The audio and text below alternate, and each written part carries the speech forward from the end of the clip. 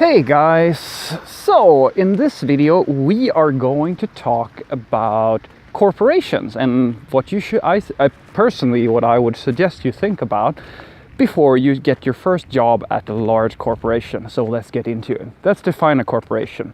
A corporation, per my definition, is a company of the type of size where you have, say, at least 100 employees plus. Like we're talking the size of, I don't know, like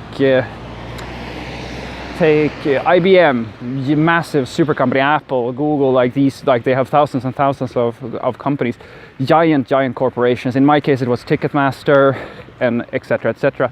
There are tons of these corporations. Here in Gothenburg everything is about Volvo or Ericsson, you know, these companies, these are corporations. They are massive, you know, in comparison to like almost any other company in general, right? So the thing you need to kind of think about, or at least that's my experience from working at a corporation. I'm not saying, of course, every company is a little bit different, but there are some trends that you can see. And this is me basically sharing my own experiences and the experiences of my friends and colleagues that I've talked to who have been in similar situations and worked at different companies, because I have a few friends in the programming world who do different things and have different experiences. So one of the first things you should know about a company, like the really good parts about joining a big company, is that usually they have a lot of maturity, which means that they're in general not so, there's a very little chaos. That's a bad word, because I can tell you that there are, depending on how you define chaos, it could be really chaotic. But let's just say that in general, a really large company is going to be able to pay you better. They're going to have established processes for a lot of things. I mean, it's, you know, you're basically told by schedules, and like, you know, it's very well defined for you what you're supposed to be doing, and it's usually very well defined for you, like what's expected of you and your responsibilities towards the company. All of these things, like the logistics of a corporation is usually very well structured, because, you know, that's the biggest difference between a really large company and a small company. You know, the more people you have, the more time and effort and overhead goes into managing all these people. Ergo, managers. That's why you need managers. Didn't think that's was a thing, did you? But it actually becomes a very important problem when you get to a certain size in your company. So that's the benefits. You have in general a lot of security. Like you know that the company is going to be around. You know that if you just do your job and you're good at it, odds are that you're going to have a very secure working environment. And it's always nice to know that you can in general get a little bit more money. What are the downsides? These are my favorites when it comes to a corporation, because in general, when it comes to downsides in a corporation, they will, as in every company, this is not just true for corporations, this is true for startups as well. Whatever they are telling you, take whatever, like if you were asking them like open question in a job interview, because I've been there so many times, I've asked them like open questions about, all right, what tech do you use? Like what are your priorities in these areas and that area? They will always try to sidetrack you or like try to avoid the tough questions, because their problem is that they know that I know that they are most likely in need of programmers. It's very universally known that programmers are very rare, or good programmers anyway, which means that for a really large company like a big corporation, it's very easy for a large company, especially those who are a little bit more reserved and, you know, not so sexy. Like Google doesn't have this problem in the same way because they have a very sexy brand. But Ericsson, like these companies, it's much more difficult for them. Like it's not so difficult for them to get programmers necessarily, because they can, that's their card. Like they're a big company, they have a lot of money, they can pay a lot, and therefore they can get programmers. Their problem is that they can't get really talented and really enthusiastic, passionate coders, because the passionate ones, like the true, like the fire souls, those people who go out into like their everyday life and go to conferences and like go to and have open source projects. In general, you can't get them with just money. I'm not saying that this is a rule, but it's very, you can't buy a truly passionate developer. That's very tricky. So what's bad if you're just looking for a job, or you want a lot of stability, then a corporation is perfect for you.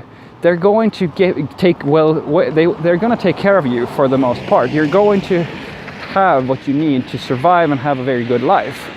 But you are most likely not going to use the latest technology.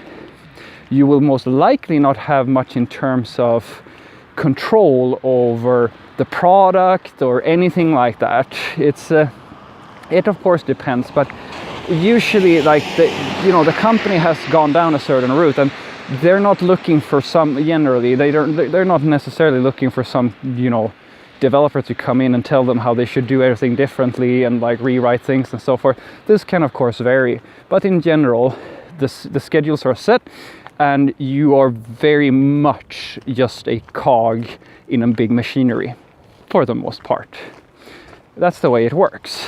And that basically means that if you're driven by having freedom, and you're driven by getting a lot of your own responsibility and being in charge of things, and having a way like affecting the process of delivery and all that stuff, a corporation is not going to be much of a good fit for you. If you ask them, they're going to tell you that, oh, we have all of these things. Yeah, of course we do that.